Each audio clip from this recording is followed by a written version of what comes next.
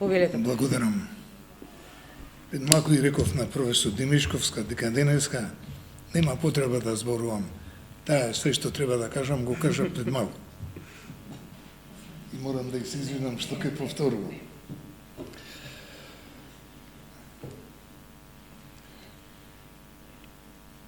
Како новинар, кога бев во Финска на конференција за безбедност, ме вози таксито од аеродром до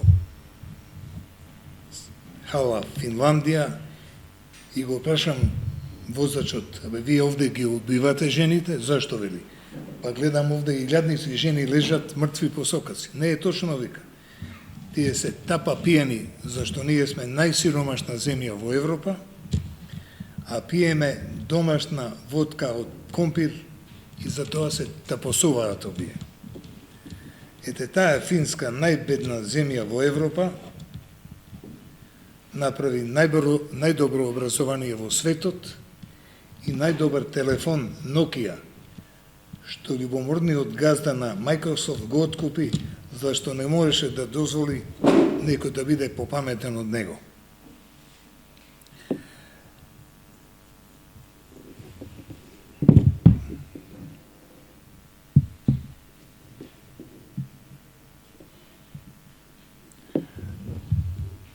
Трагедијата на образованието во Македонија почна со осамостојувањето на Македонија, што дојде како последица на перестројката на Горбачов, што го растури Советското царство и СФРЈ меѓутоа. Се сеќам 1991 година, кога за министер на наука дојде наш колега еден, да не го именувам сега, а во цел свет идеал да биде министер за наука и образование философ. А тој Кутриот што направи? И укина оние 5 философски дисциплини: психологија, логика, философија, социологија и политичка економија. Мајстор Светен Парсонив, ние имаме страф. Јас го повикав тој талент на дуел на телевизија, и тој место дуел на телевизија што направи, знаете ли? Си поднесе оставка и не спаси од тоа зло. Меѓутоа, тој негативен тренд продолжува. Затоа што еве денеска овде си правиме ние тајно друштво, кога да сме масонска ложа. Министерката за образование ја нема. А она прима плата да дојде да научи нешто. Вети 2 пати ќе дојде овде во Институт за философија, да и помогнеме да го смени тоа што го има во мозочето, парадигмата, зашто она е професор по патологија, лекар за мртовци, она не знае што е човек и не знае што е филозофско образование. Таа на телевизија се правда, ама јас сум дала филозофските дисциплини да се учат по избор. А зашто тоа не го направила со математика, со физика? Толку знае. 2 страшни докази за трагедијата на образованието во Македонија се овие. Универзитетот Светите Кирил и Методи испадна од 2000-дарка. Бевме 1995 и новата ректорка се фалеше ќе направам чудо, па и премиерот викаше ќе влеземе во 500, а ние влеговме во 5000. Плюс нашиве дечиња на тестовите на PISA на OECD се најслаби во Европа. Мајчин јазик, математика и физика, општествени, овие природни науки. Најслаби, знаете зошто? Зашто дома никој не ги учи, А тоа што треба да ги научи некој во школа, не ги учи, зашто и тие кутрите што треба да ги учат не знаат. Или недоволно знаат. Еден наш колега, Лев Хрефт, филозоф од Љубљана, кога стана министер за наука, направи закон во една реченица. Кој сака во Словенија да напредува на универзитет, мора да донесе 2 европски рецензии. И во една пригода ја праша министеркава за образование, кажи Весна, зашто ке се учеше пијано, ја знам оддавна, кој од македонскиве професори ќе донесе 2 европски рецензии? Онај вика никој. Зашто во Европа татко на син, мајка на керка не може да ја напишат позитивна рецензија ако нема за тоа дело. Нашиве бараат влада да им даде повеќе пари за да можеле да пишуваат текстови во списанија со влијание, со импакт. Ама не може да се прави текст што ќе влијае во меѓународната поделба на интелектуалниот труд, ако нема систем на доедукација, на реедукација. Ја предложив пред некоја година двогодишно задолжително доедуцирање и реедуцирање на сите универзитетски асистенти професори, бидејќи ако барате од Запад пари не ви даваат, ако барате памет ке ви дадат. Еве на најголемите американски универзитети сите предмети ги има на интернет без пари. Дури има и блокови со филмчиња, саат, сат и пол, 2, без пари. Зашто знаењето треба секому да биде достапно. Треба само човек да биде љубопитен и да сака да работи на себе. Значи, во Министерство за наука, во така нареченото Биро за развој на образованието, нема ли еден философ? А тоа е еден од изворите на трагедијата на македонско образование. Вие добро знаете, во школите има психолози и педагози, а нема филозофи, зашто децава во развој имаат бескрено многу прашања кои нема кој да им помогне да ги одговорат. Ако немаат дома интелектуалци родители, децава влегуваат на универзитет голи и боси во паметот. А тоа е трагедија. Од нашиот голем учител Џон Лок се знае. Ништо не е во умот што не минало ни сетилата. На првите часови на моите студенти овде во Скопје и во Штипин велам: памет во глава, здравие во тело и пари во банка. Колку ставаш, толку вадиш. Зашто читањето, тоа е разговор со голем човек без пари. Ама треба да купиш книга или да поземиш книга. Во наше време имаше и музичка младина, и извидници, и сегде можевме ние да го трошиме времето на културен начин. По едно време ден на дрвото, целата нација дигавме на ноги 4 години. Дојдоа варварите и го укинаа тоа. Ме праша еднаш холандската амбасадорка, се седнуваме горе од она Хајтов Рид на рафинерија. Како бе, вика господин Гајдов, ние завршивме со садење 2,5 часот, ја вика, одиме надоле, а народ оди нагоре. Има тајна, вика. Која е тајна? Тајната ја кажал пред 2500 години Аристотел. Човекот има 4 социјални потреби. Потреба да биде меѓу луѓе, зоон политикон, како што рекол, фисеи антропос. Инако е, како што вели Аристотел, или Господ, или звер. Второ, секој има потреба да прави нешто корисно. Еве, ние садиме. Секој има потреба за признание. Ние сме признати зашто направивме револуција. И четвртата потреба е најголема потреба. Потреба некому да бидете потреби. Оно не гледа стаписана. Народов прв пат гледа дека општеството има потреби и затоа доаѓа да сади. И старо и младо. Ова не е тајна дека во антиката имало 3 вида полубогови, така ги славиме. Олимписките победници, лекарите и на врвот философите.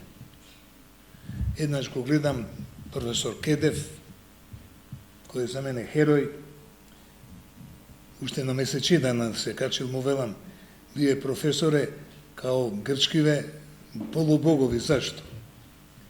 Ем сте спортист, врвен, ненадминат, ем сте филозоф, гледам што зборувате, ем сте показна лекар. Он вика, немојте да ми дадете комплимент. Тоа е факт. Бев еднаш со мојов председател кај министерката Мила Царовска. И велам, министерке, срамота, децава не ги учите да учат, не ги учите да мислат и не ги учите на култура на диалог. Зашто разговор, ја се расправам со мојове колеги од телевизија, во исто време сите зборуваат, татко ми е хорски диригент, викам, хор правите овде. Разговори, еден зборува, друг слуша. Има една брилјантна книга од еден познат американски филозоф, Мортимер Адлер. Слушањето е тајна на говорништвото. Во Ману пред некоја година имаше еден симпозиум и му велам на председател, да не го именувам, многу сум разочаран, овде нема култура на диалог. Он вика, зошто? Па култура на диалог е отворен ум, а затворена уста. А вие имате расчепени усти, не се слушате меѓу себе. Они се смеат, а треба да плачат.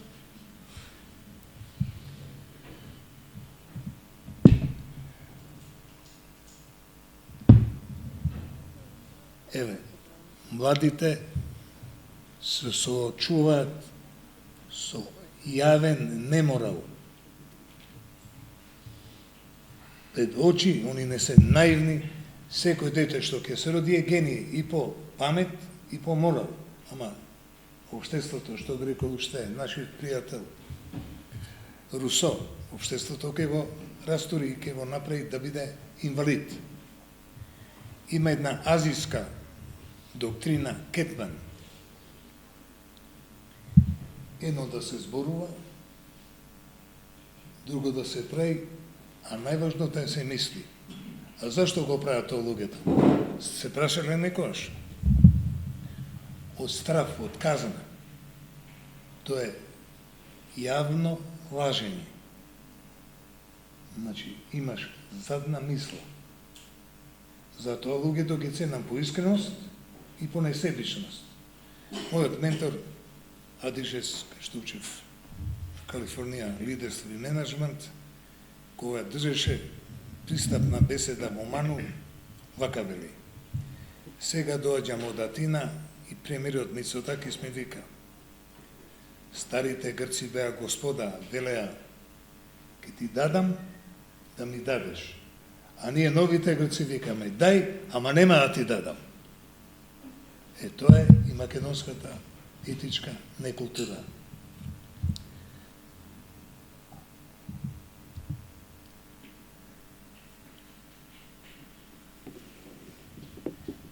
Овие работи се уште познати и нема посебно да ги елаборирам, затоа што ние преку философската култура на децава им создаваме Баушан, како се вика тоа на германски, парадигма. И а мене има голема привилегија во Калифорнија 2 години да ми предава когнитивна терапија еден од тројцата најголеми светски психијатри, Виктор Френкл. Он фактички предаваше парадигмологија, како се создава и како се менува парадигма. Вредности, предпоставки, ставови и убедувања. Тоа е јако работа менаџерска терапија. На моите клиенти им го отворам мозочето со филозофска култура, па потоа се обидувам да ја сменам парадигмата. Парадигма, кажано метафорички, се очилата низ кои човек гледа. На иста, еве, например, шах. Кој игра шах знае. На иста позиција, еден гледа еден потез, друг гледа друг потез. И докторите, кој дава диагноза во конзилиумот, ако се остави на еден лекар, готов е пациентот. Ама ако има конзилиум, тогаш се согласуваат да видат што е диагнозата и да видат што е терапијата.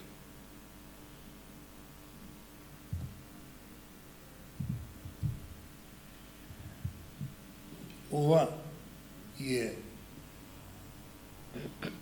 најважната работа за која ние постоиме, нашата професионална мисија. Затоа што ниедна друга дисциплина не може на младиот човек да му каже дека животот почнува и завршува. Од најмали години мора да знае дека тој пат има крај. И тогаш ќе биде зрел и ќе се бори секој ден, секој секунд да го искористи и за својот развој и за корист на околината. Никој освен филозофијата не ги учи младите како се поставуваат прашања. Што исто голема тајна. Никој освен филозофијата не ги учи младите да мислат теоретски, критички, проактивно. Шахистите имаат проактивно мислење. Секој мислат што ќе биде следниот потез, а не ретроактивно. Кога ќе да правиме белја, сите сме паметни. И најважно сето, филозофијата не воведува во вредности. Професорката Демишков фино рече преска. Филозофите не се мерат по делата, се мерат каков имаат морал, зашто не може едно да зборува, друго да прави. Тоа што велат нашите попови. Не гледај што правам, гледај што ти зборувам. Тоа не поминува во филозофијата.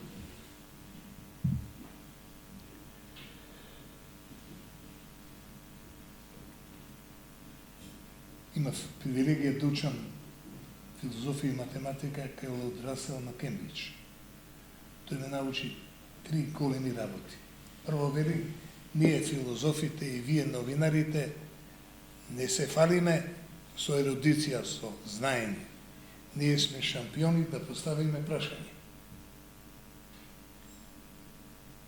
Второ вели, ние филозофите и вие новинарите, пошто сме јавни личности, мораме да пазиме на моралот, зашто само човекот се разликува од другите по морал.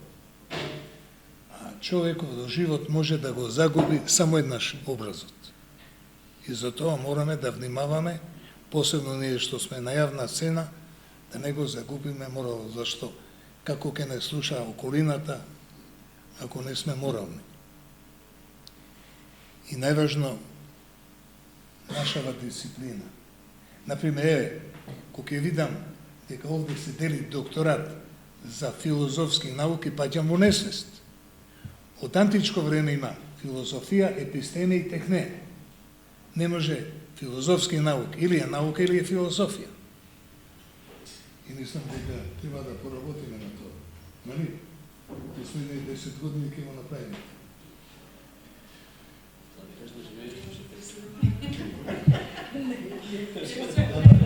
Наме и кажувам, кинезите измислиле апче да живее 150 години. А мене една гатачка ми рече, имаш 107 ке живееш. Пола се радуваат, пола се тагуваат. Ајде да тоа кружиме, веќе времето ви истекува, скоро ве молам да завршуваме. Еве на крај сме. Уште колку секунди имам? 12. Се шегувам. За разлика од мојава драга и почитувана колешка, која што два пати го употреби терминот трансформација. Тоа е промена на форма, она е ученик на Платон, па формите се идеи, може би на тоа се наместило. Ама ние треба да правиме трансмутација, промена на суштината на образованието. А тоа значи дека ние не можеме да го направиме тоа ако не ги доедуцираме и реедуцираме наставниците, професорите и асистентите. Ви благодарам.